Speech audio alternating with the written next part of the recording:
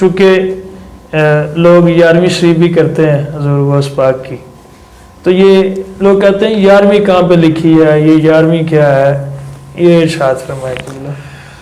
11ویں اور 12ویں، جی جی، تیجی اور چوتھی، یا 5ویں کا ختم یا 7ویں کا ختم یا 40واں، یہ اصل میں بنیادی طور پر پروگرام ہوتے ہیں ایصال ثواب کے۔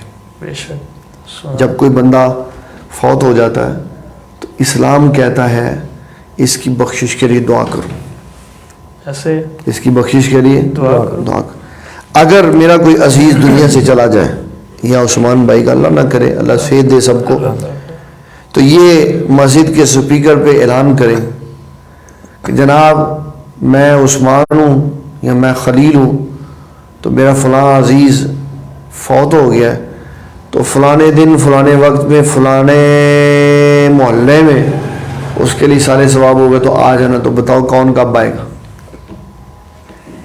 لوگوں کے اکٹھ کے لیے وقت کا مقرر کرنا لازمی امر ہوتا ہے، اس لیے کہ اسلام وقت کا، جگہ کا، مہینے کا، ٹائم کا تعین کرتا ہے تاکہ لوگ عبادت کے لیے اکٹھے ہو جائیں۔ بے شک، سبحان، رمضان کا وقت مقرر ہے، ٹھیک، ایسے حج کا وقت مقرر ہے، زکوٰۃ کا وقت مقرر ہے، نماز کا وقت مقرر ہے، ہر شے کا وقت مقرر۔ اگر میں نے کہا جناب آئیں نگینہ مسجد میں آ جائیں، عصر کے بعد آنا ہے، سبحان، کیونکہ ہم نے اپنے والد گرامی کی روح کو اصال ثواب کرنے کے لیے دعا کی، تو اس میں نجائز کیا؟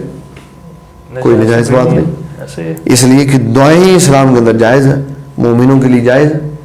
تو غوث اعظم رضی اللہ تعالیٰ عنہ ہر مہینے کی 11 تاریخ کو نبی صلی اللہ علیہ وسلم کا میلاد شریف مناتے تھے، سبحان، حضور کی بارگاہ میں نیاز پیش کرتے تھے۔ اس کو اللہ نے اتنا قبول فرمایا کہ وہ نیاز 11ویں والی کے نیاز کی مشورہ، سبحان، سبحان، اللہ تعالیٰ کی بات ہے نا، وہ کسی کو اتنی عزت دے دیتا ہے، اتنا وقار دے دیتا ہے، اتنی مشہوری دے دیتا ہے کہ وہ خود مشہور ہو جاتا ہے۔ اس کی جو بیک ہے وہ یہ ہے فَاذْكُرُونِي أَذْكُرْكُمْ، تم میرا ذکر کرو میں تمہارا کروں، سبحان اللہ، تم مجھے یاد کرو میں تمہیں یاد کروں۔